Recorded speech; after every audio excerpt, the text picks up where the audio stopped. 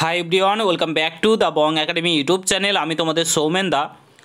তো বন্ধুরা, এবার কি তোমাদের recommend to the post of constable, lady constable in Kolkata police 2024, recommend to the post of constable in West Bengal police 2024 এবং recommend to the post of sub inspector in West Bengal police 2024।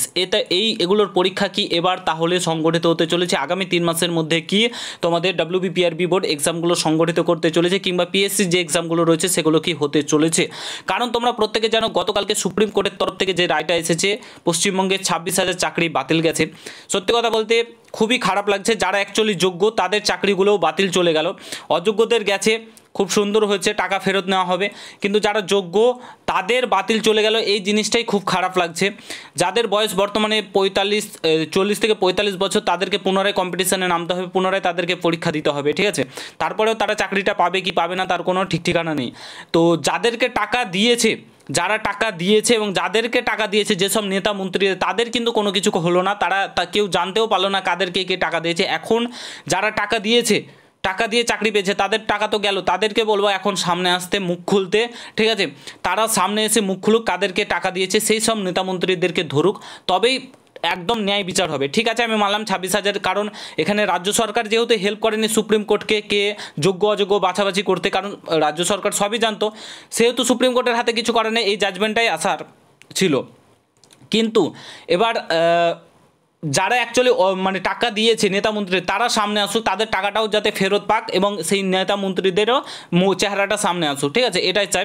তো যাই হোক, এবং তারপরে কি হয়েছে, সুপ্রিম কোর্টের তরফ থেকে জানানো হয়েছে আগামী 3 মাসের মধ্যে নিয়োগ প্রক্রিয়া শুরু করতে হবে, ঠিক আছে? নিয়োগ প্রক্রিয়া শুরু করতে হবে কিংবা নিয়োগ প্রক্রিয়া কমপ্লিট করতে হবে।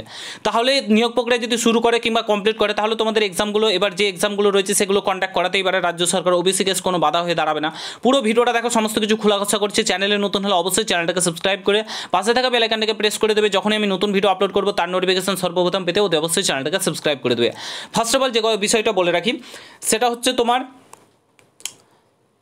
তোমাদের এক্সামগুলো। কারণ দেখো, 2016 রিক্রুটমেন্ট, এটা 2016 সালে নিয়োগ প্রক্রিয়া হয়েছিল, তো 10 বছর প্রায় হয়ে গেল, ঠিক আছে?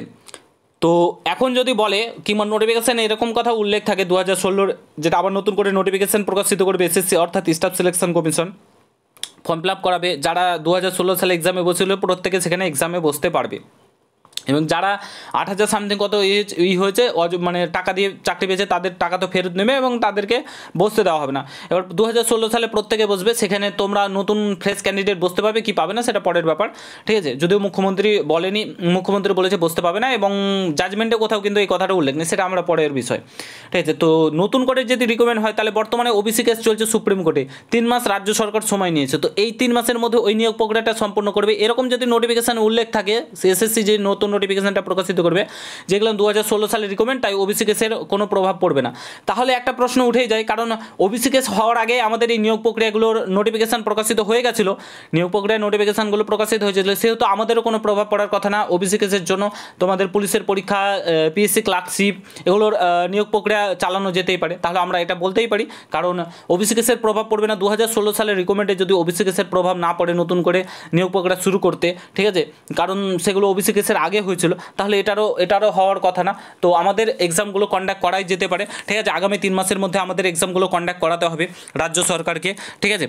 এটা আমাদের দাবি দাওয়া কিন্তু মানতে হবে, ঠিক আছে? এবং যাদের চাকরি গেল, ঠিক আছে, বর্তমানে সত্যি কথা বলতে ভিডিওগুলো দেখছি এতটাই খারাপ লাগছে, যারা অ্যাকচুয়ালি যোগ্য তাদের কতটা কষ্ট হচ্ছে ভাবো। মানে যে ফ্যামিলি পুরোটাই ডিপেন্ড করছিল, পুরো একদম নিম্নবিত্ত ফ্যামিলি থেকে উঠে এসেছে, যে ফ্যামিলি পুরোটাই ডিপেন্ড করছিল একটা চাকরির ওপর বেঁচেছিল, ঠিক আছে, তাদের বর্তমান অবস্থা কী হবে, ঠিক আছে?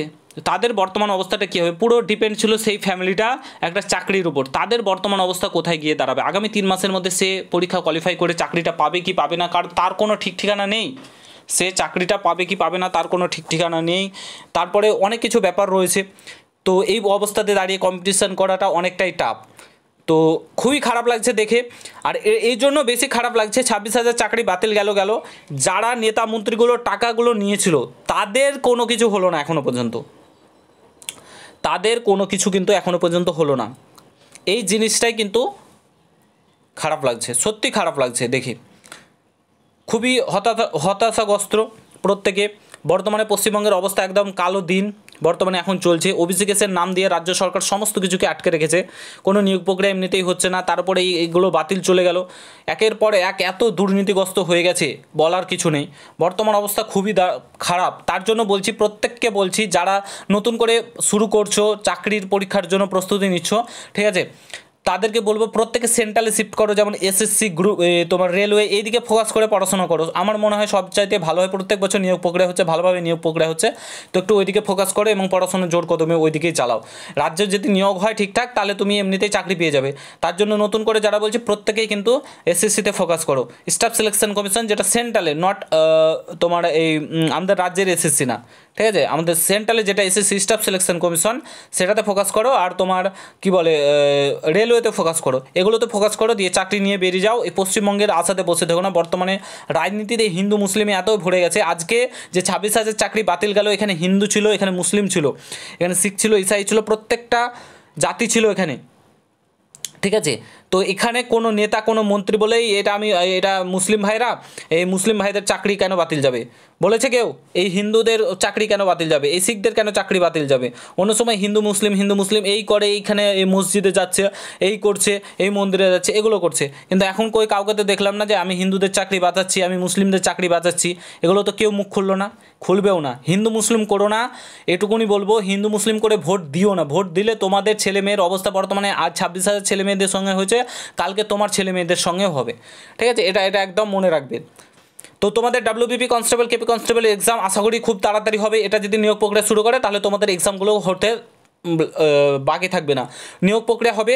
ভালোভাবে পড়াশোনা জোর কদমে চালাতে শুরু করে, এটাই বলবো তোমাদেরকে। বসে দেখো না, পড়াশোনা জোর কদমে চালাও। সামনেই তোমাদের এক্সাম, আশা করি খুব তাড়াতাড়ি তোমাদের এক্সাম সংগঠিত করবে ডাব্লিউবিপিআরবি বোর্ড। না হলে কিন্তু আমাদেরকে আন্দোলন তো হবেই। 26,000 চাকরি বাতিল গেছে, রাজ্যে কলকাতাতে আন্দোলন হবেই, ঠিক আছে। বর্তমানে আন্দোলন হবে না, কারণ রামনবমী আই থিঙ্ক রয়েছে, এখন পুলিশ প্রশাসন ব্যস্ত থাকবে, অনুমতি পাওয়া যাবে না। তারপরে কিন্তু যারা চাকরি প্রার্থী হারিয়েছে, তারা আন্দোলন তো করবেই, প্লাস অনেক মিটিল হবে।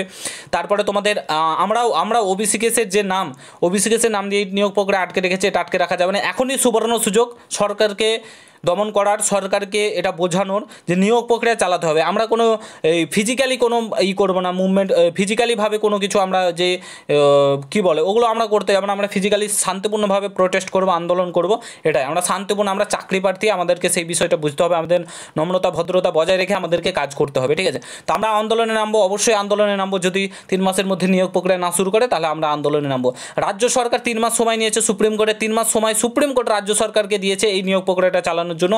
সেটা রাজ্য সরকার বুঝে নেবে কী করবে না করবে, আমাদের নিয়োগ প্রক্রিয়া শুরু করতে হবে, এক্সামগুলো কন্ডাক্ট করাতে হবে। তো আশা করি বুঝতে পারছো। যদি ভিডিওটা ভালো লাগে, প্রত্যেকের সঙ্গে শেয়ার করো। চ্যানেলে নতুন হলে অবশ্যই সাবস্ক্রাইব করেছো। দেখা হচ্ছে আরেকটি নতুন ভিডিওর সাথে। প্রচুর পরিমাণে শেয়ার করো। ভালো থেকো, সুস্থ থেকো, পড়াশোনা জোর কদমে চালাও, বসে দেখো না আর, ঠিক আছে। দেখা হচ্ছে নতুন ভিডিওর সঙ্গে। গুড বাই, জয় হিন্দ, বন্দে মাতরম।